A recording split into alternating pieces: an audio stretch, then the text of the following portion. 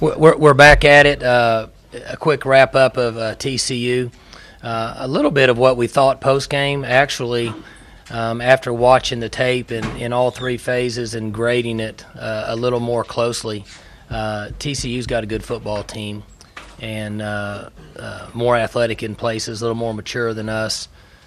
Scored 21 points in 5 minutes. It's kind of snowballed being on the road. We ran the ball better. We actually blocked better offensively than we had. We didn't throw the ball as well, but really ran into a better football team that played very well at home, and the results weren't certainly what we weren't looking for. But back at it, we had practice last night and practice tomorrow, and another team that's playing really well right now. Quarterback has matured and is playing with confidence and is considerably better than what he was 8 or 10 games ago, in my opinion.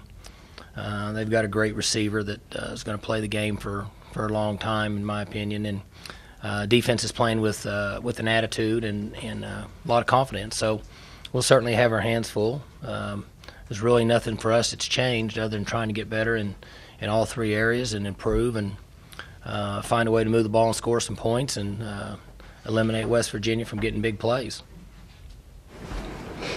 It seems a lot longer than 4 years ago that Dana was here, but it's only been 4 years. And Dana, I mean, it's pretty well known that he had his own schedule, his own agenda, kind of. So do you remember that year really fondly because of the way the offense functioned, or was it just kind of an adventure of a season? Well, I remember it. The coordinators that have come in here, I let them, for the most part, set their own hours and work however they want to work in order to be the most productive. And Dana, for a lot of reasons, was different than most coaches. I don't necessarily know if it was at Oklahoma State or anywhere else. I guess you would have to call Summy and ask him. But he had a little bit different schedule, but he was productive in what we wanted him to do. And then, he wasn't here very long, moved on to be a head coach. How are y'all today? Did you see him at a clinic or something? Good. You and Dana? Yeah, I see him at the meetings every summer. And I don't cross paths much in recruiting because they stay on the East Coast and we don't go to the East Coast. But I see him and fine, we talk and laugh, and but I don't really hang out with anybody anyway. So.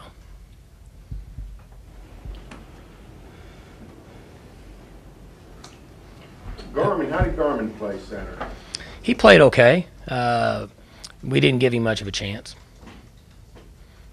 What can you do to sort of get him going back into a groove besides just say, blocking? I know everybody's tired of hearing this, but we have to run the ball. We blocked better. We played a better team athletically than what we had faced. We actually blocked him pretty good in the run game. We need to protect him better. There were a couple throws that he made that I wasn't fired up about, but I'm not trying to defend anybody, but if we don't run the ball a little better than we did Saturday and protect, then it's hard for him to operate. But his attitude's good. His learning, information that he's getting during the game and the adjustments he's making, he's doing fine. Was the run game improved? It really was. For the level of competition, I've got all the respect in the world for Paul and for what Clint's trying to do at Kansas, but that was a different defense than what we had faced. And I wish we would have played or blocked as effectively running the ball earlier than we did against TCU. So we made some strides there. We made some strides in our coverage units on special teams. Defensively, we gave up 21 points in 5 minutes, big plays. And that's been uncharacteristic for us. And then we played on the road against a good team, against a quarterback that's now mature and experienced and believes in himself, in my opinion, and snowballed on us really fast. Mike, your playbook has got a lot of chapters to it. There's a lot of different things inside it. How much of it right now is just getting better at what you've been working on versus maybe opening up a chapter or two each week and saying this will work against this group? How much of that are you doing? It's kind of like algebra. We're trying to figure out the first form to get to the next one, and that's where we're at. We're a little better at it. As I mentioned, we're a little better running the football. We need to do a better job of throwing it now. We're going to have to put them together. if we can improve in certain areas and improve in those basics of our offense, then it'll allow the quarterback to play better. It opens up more plays for our team. Were you a math whiz in school? No. How high did you go? Algebra 2 was it for me. Algebra 2 and geometry just because I had to get in college. Now, I can add pretty good and things like that, but when you get in U's and F's and those funny-looking signs, it's not good for me. It's pretty bad when your son's in 7th grade. He wants you to help with his homework, and you can't help him. It's the way of the world now. I don't even understand the math formulas they use in elementary now. They've changed the way we did it. I used to, used to cross it out and borrow and put a 1 up there. They don't use that anymore. Right. So there's people that make $20 an hour that are good at that, and they do great with your kids. When it's 21-9 and you guys had just scored on consecutive drives, force a punt, get the ball back, 13-yard pass, first down, 6-yard run, it looks like you're getting ready to get back in the game. And then have to punt, they score 28-9. At what point did you realize this is not our day, this is not going to happen for us?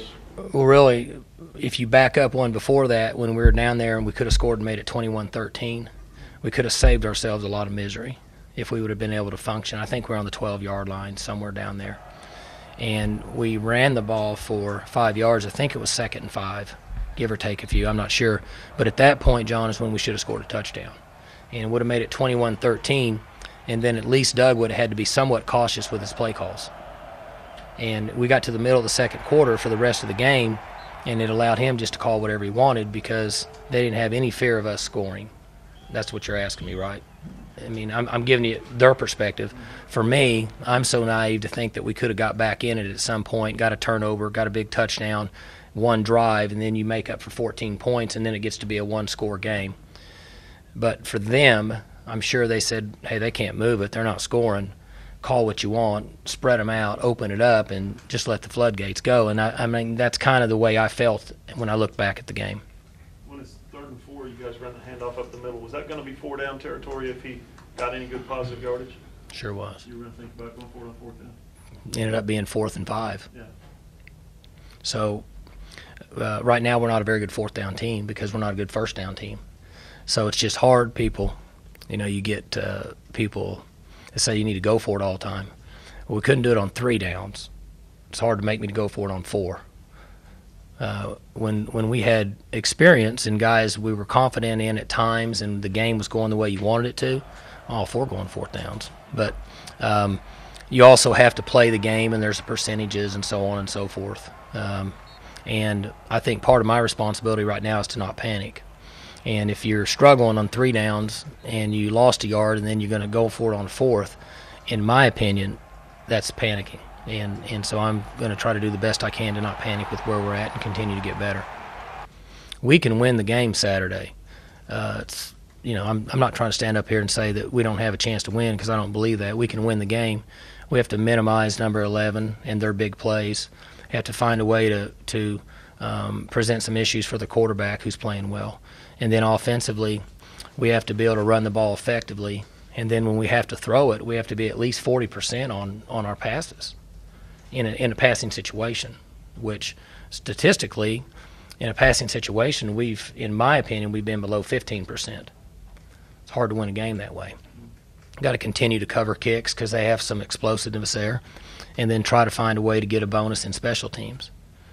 I mean, that's the communication to our team. What are you guys good at right now? What is this team very good at that you can rely on?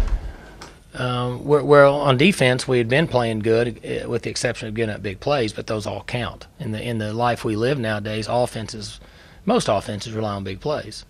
And so we have to minimize those. And as I just mentioned, it'll be a challenge with what they do because they've relied on that this year. If you study their offense from the last 2 years, the second half of when the guy that plays for the Jets was there, and then last year, I may have missed a year, I don't know. Is that right? A year and a half? The big plays weren't what they are now. And so they've done a good job of finding a way to get big plays.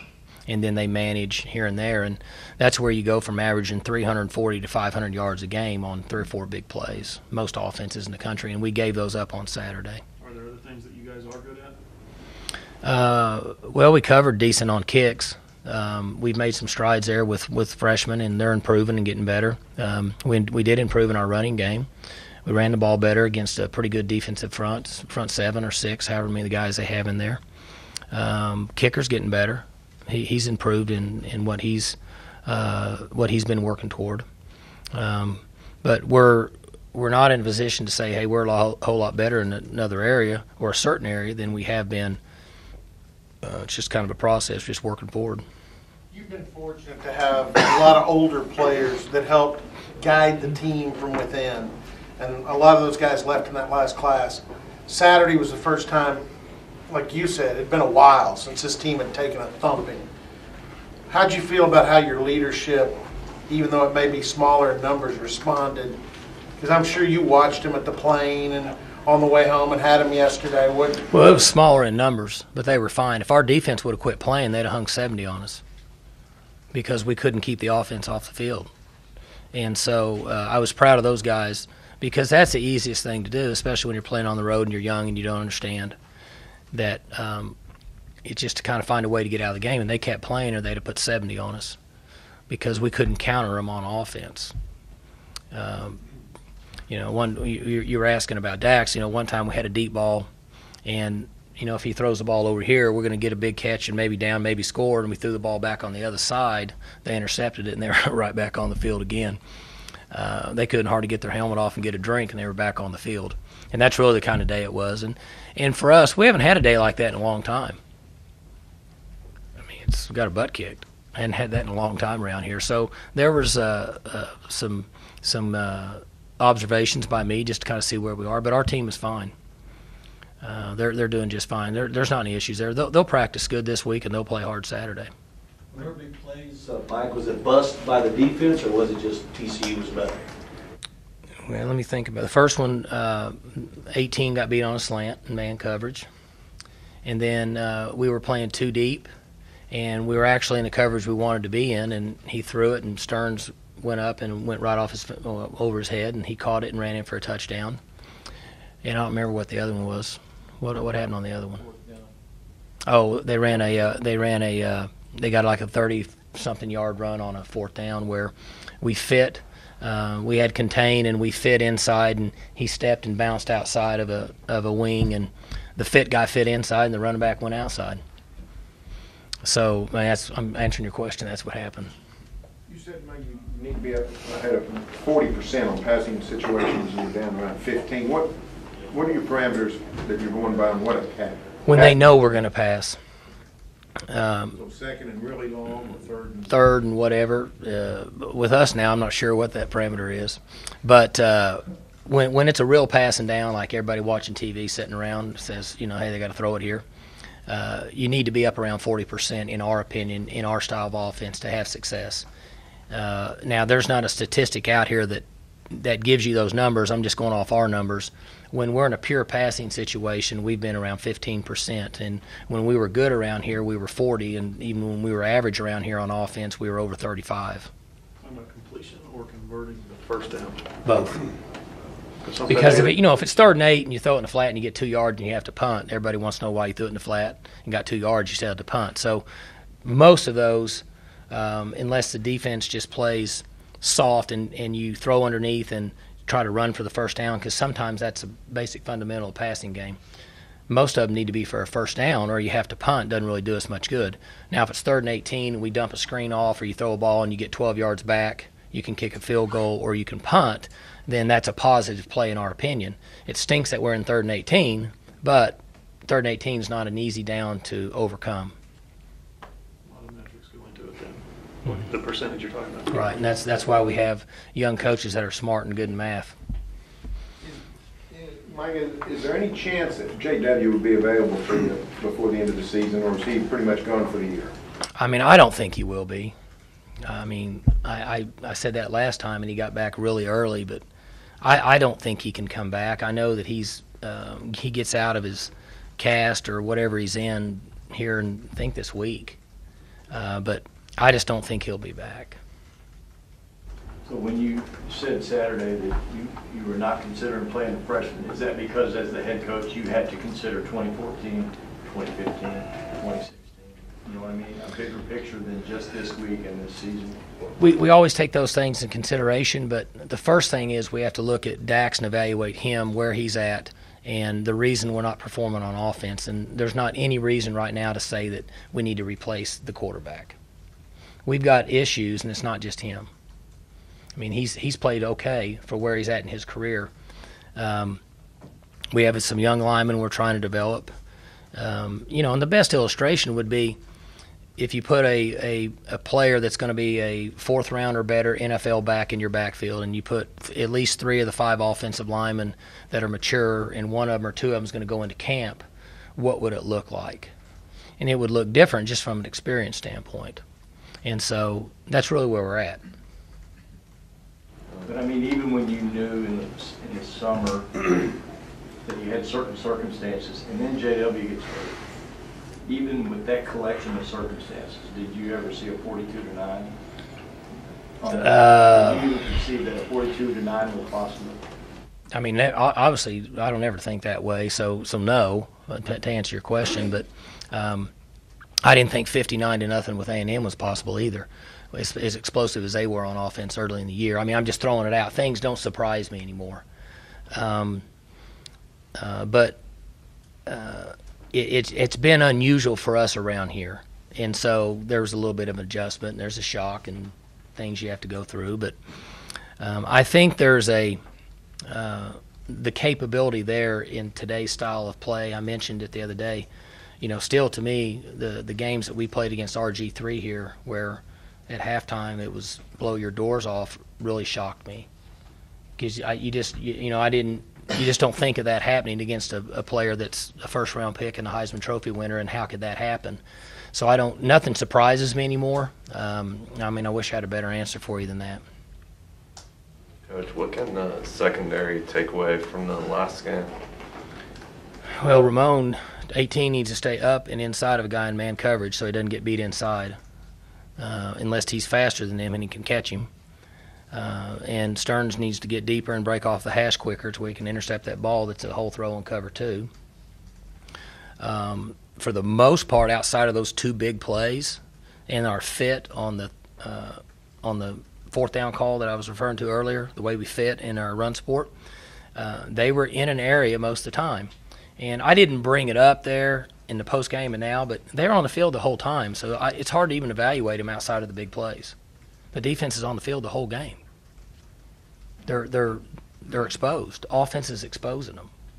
I mean, there's three units in our team. We're all in the same boat, but the offense is exposing our defense, and they're out there all the time. And so, other than those 3 plays, we gave up a wheel route on a long yardage 2nd goal from the 18. That we had a poor read where we got caught looking in the backfield.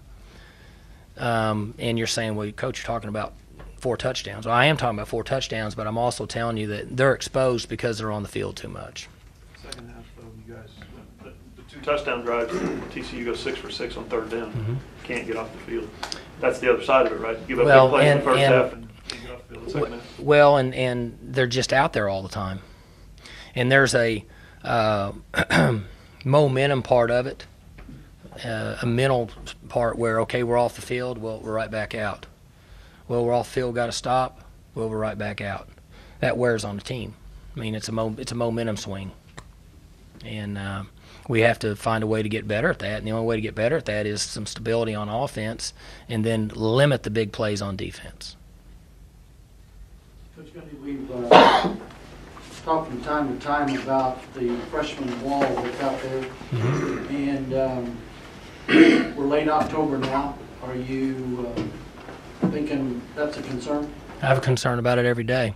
There's some players that we have that haven't played in the last few weeks, and we need to get them back out and give us some depth, because we have a number of freshmen that are playing over 70 plays a game, and I have concerns about that. That's the science part of what we do that I believe in, and so we're trying to modify our practices. We're trying to modify the strain, both mentally and physically, we put on our team so they can be fresh and productive on Saturdays. But we also have to get them ready. So it's. So are you hopeful or confident maybe that you'll get your two veteran defensive backs back involved? Hopeful for sure. Confident, I'd say it's 50-50. But I am hopeful. How much difference will it make if a Lampkin could play against this team? Well, he could play, if he comes back and's healthy, see, he can play 45 plays and then 18 only has to play 30. So he's automatically better because he gets to rest a little bit.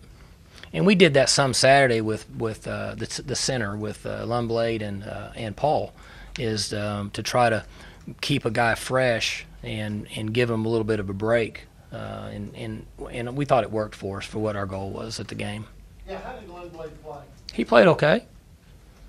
I mean, he did fine. His first time ever. He's a true freshman, and he's out there, and he understood, and he functioned, and he's I call him a kid. He's not a kid. He's a really good kid. He works hard. It's important to him. He's out there fighting, and he's should be a good player here during this time. But we're going to continue to use him. We'll let those guys rotate, and that way they'll stay fresh. And as we move forward into next year, we'll have two guys that have played the center position and gotten, well, certainly Paul, but Lundblade should have over 150 or 200 snaps. And then we have two guys that are experienced at that position, and that really helps your football team. Well, after seeing those two defensive tackles, that's probably about as good a pair as there is in the league. I mean, I haven't seen everybody, but I don't pay much attention to anybody unless we're going to play them. But they're a good group. I mean, that front is athletic and strong, and there's some maturity there, and they're a good group. Is that sort of spotlight your lack of depth on the offensive line when you're bringing in a true freshman walk-on and having him play 30, 40 snaps, whatever it was? Does that sort of crystallize the lack of depth on the offensive line? And that's given us some issues with where we're at right now. Is the offensive line position is one that in most cases you don't ever ask a young man to play till he's at least a redshirt sophomore. Significantly, you take a guy like Wilson. I think he's a redshirt sophomore. And Crabtree's a better example. He's a redshirt freshman. See, our goal would for him to play 150 snaps during the year in a backup role when you're way ahead, preseason games, things like that. Get him some time, let him work some through conference play if you're fortunate enough to be ahead. Comes into his redshirt sophomore year. He's going to be 35 pounds heavier. His bench is going to go up 50 pounds. His squat's going to go up 125 pounds. Power clean will go up 75 pounds. Now he's ready to play. That's a long answer for what you said is yes. What did you know about Lundblade in terms of? Just what they told us that he. Recruited walk-on? Sure, he had options. Sure, he wanted to come to school here. Had options. Could have played at other schools. I can't tell you exactly which ones they are because I know I'll mess it up. But I'm sure he could tell you at some point. Good enough to play at this level, but didn't get an offer at this level. But really likes football, and that generally makes all the difference in the world. High schools are recruiting or producing skill guys, quarterbacks, or whatever that can come in and play right away. It hadn't reached linemen yet, I'm guessing. Not for us, and you could probably do a study in the Big 12, and there's a very limited number of players that are competing earlier than a redshirt sophomore year at that position, unless they're a potential high-round draft pick like Russell Okung. He plays a freshman, and everybody knows why. He was a sixth-player pick in the draft. That's why. There are some guys that are just different, but the majority of them, certainly here at Oklahoma State, have worked their way through the Parker Grahams of the world, Andrew Lewis. He had to come in and play because a guy from Guthrie broke his leg. I have so many players now, I can't remember all their names. David Washington. Sometimes, but most of those guys are redshirt sophomores. They get a little better, and Lane Taylor played a little earlier in his career. He's still playing today for the Packers, so there's a reason why. I think it's the Packers, isn't it? The Packers. Along the lines of Bill's question earlier, Mm-hmm. I'm sure there's a pros and cons list when you're trying to decide whether to use a guy that's considered redshirting as a quarterback. Is that the case, and is weighing that pros and cons list ongoing? Always. Well, first thing we have to take into consideration his career. And that's why when we made a decision to play Lundblade, we said we were going to play him in every game. Because it doesn't do any justice to put him in there and see what happens, and he plays 10 plays and he doesn't get to play anymore this year. I wouldn't want somebody to do that to my son if my son was good enough to play at this level. So we take into consideration his thoughts. We have communication with him, usually involve the parents if they're involved, so everybody's on the same page. And then we move forward from there. But in a skill player position, you get multiple guys playing multiple positions, and so it's somewhat more accommodating. At the quarterback position, it's not that way. So it's completely different. Is there any value in getting him exposure, or is that overrated? Who's that? A quarterback, a freshman. Well, the risk reward of it is just in my history, you play him and things don't go well, and you take him out, and he's played 23 plays and he's burned a year. I mean, then what do you? Then it's not. It probably wasn't a very good investment for the long term of the player and the future of Oklahoma State football. When you talk future, does it help you get through this time knowing that these guys that are playing now and struggling in a couple more years? You guys are all being so nice to me. Pretty good. I'm fine. Honestly, you guys know me. I mean, I want to win and everything, but I love these kids, their effort and all that. We're young. I understand that. Nobody wants to win more than me, and I appreciate what you're saying, and it's yes. Because when you look out there and you see a lot of guys that are freshmen and sophomores, you're like, this is going to be fun in the future. So I can't say that sitting there watching it when I'm upset for the team that I don't agree with what you're saying. But, somebody asked frustration. I think John did or somebody. I'm not frustrated. I'm disappointed for our players because there's a lot of work that goes into it. And the good news is this. We've lost 2 games, and one of them was the number 1 ranked team in the country, and the other one was whatever TCU's ranked. And I think I could be wrong. I think it's very justified where TCU's ranked right now. So that's the good news. The bad news is we're playing another good team Saturday. Talking about West Virginia, is the depth of the Big 12 gotten better from last season? Top to bottom? Yeah, I mean, we're talking, if OU makes a chip shot field goal, there's basically a 6-way tie at the top, and when you're part of that tie. Right. I've said this for a number of years, and I usually mention parity in college football. But just look at the conferences in this country. I mean, it's hard to pick who's going to win the SEC because they all got to play each other on the road, and we all know how that is. In this league, I don't know if anybody would want to take adventure to say who's going to win it. You got the same thing going on in the Pac-12.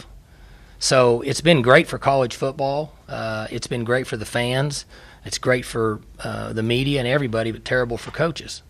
And I think it's going to be this way for a long time. I really do.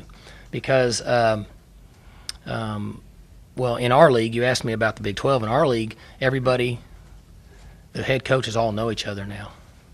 And everybody knows what everybody does, and they know our signals and we know theirs, and it's all the same guys. And so I think it's going to be really interesting, and I think every year it's going to be like this. I really believe that. It's terrible for coaches unless you're the coach at TCU. Then all of a sudden it's a good thing. Right now for him. And and Oklahoma State's still hanging in there.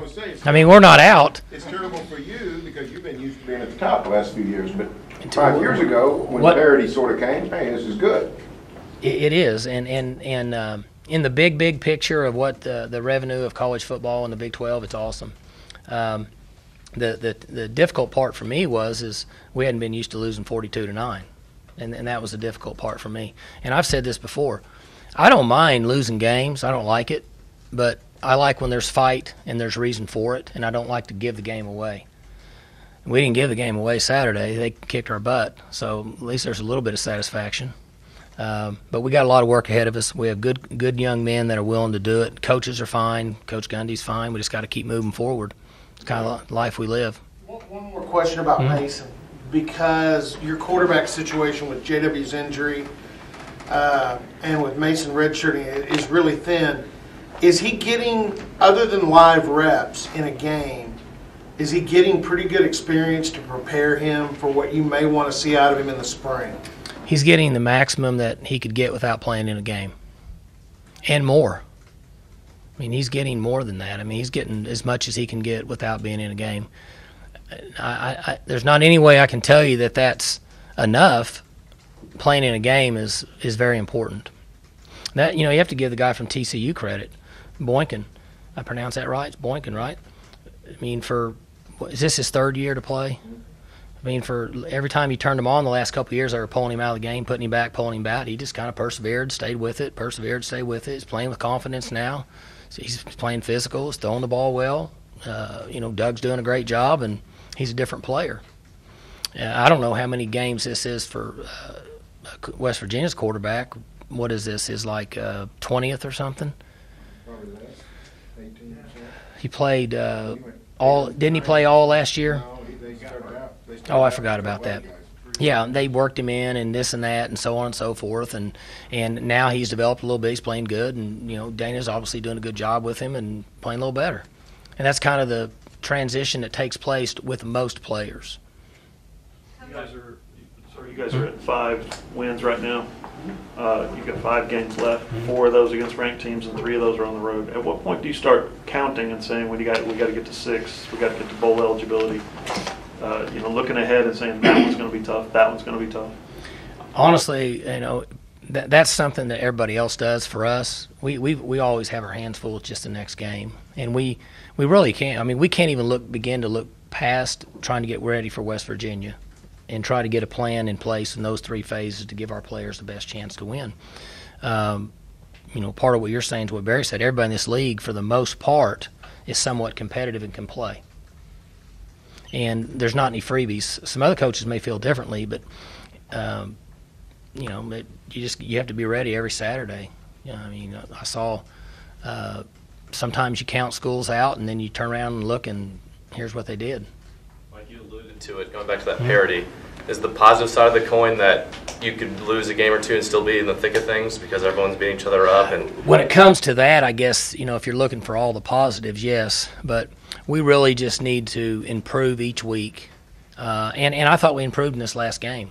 Again, I'm saying ifs, and people say whatever they want, but we gave up 3 big plays in a 5-minute span, and then offensively we played a little better. If we'd have just protected some, we'd have been better off. But we have to get a little bit better each week. The bad news is like what John said, everybody we're playing from here on out is pretty stinking good. So we needed to pull out that, the SEC, they throw a 9 or 10th game of the year. We need to go back to that. Yeah, in November? Yeah. That'd be a good one. What do you remember about your first homecoming here as a student athlete, or do you remember much? Yes, I was amazed. Back then, I think, and I could be wrong, it was 18,000, something like that. And then now it's over 35,000, somewhere in that area. I don't know. Kevin, am I wrong? Yeah. Well, that sounds good. 50, it's all good. But the point is it's the walk around, the people, and it's just a great day. And it's awesome for college football. Just so many people that graduate from here come back and want to be a part. And it's really a neat day and a neat night with the walk and everything else that's involved. Have you ever pumped what they do Yes. on those house decks? Yes. Pretty tedious. I've visited them, and it's amazing to me how were you in a sorority? How y'all can wait till the last second and get it all done on time. I have seen that, and that's an amazing process. The good news is we got great weather for them, because it stinks when they put all that work in and it's raining. It's a perfect time. I think it's a 2:30 kick, and so they can have their parade and everything. People can get here, celebrate, and it's going to be 72 degrees and 8-10 mile an hour wind, so it's perfect. How impressed were you with Kip Smith? It's one thing to average 45 yards a punt on a handful, but he did it for 9 punts. He's doing a good job. He's improving. Both those guys are working hard, and they're improving and living in their own world, and they're a little more productive every week. So. Have you gotten used to West Virginia being in your conference yet? No. It's just unusual. It's just different when you watch them because we see so much crossover tape.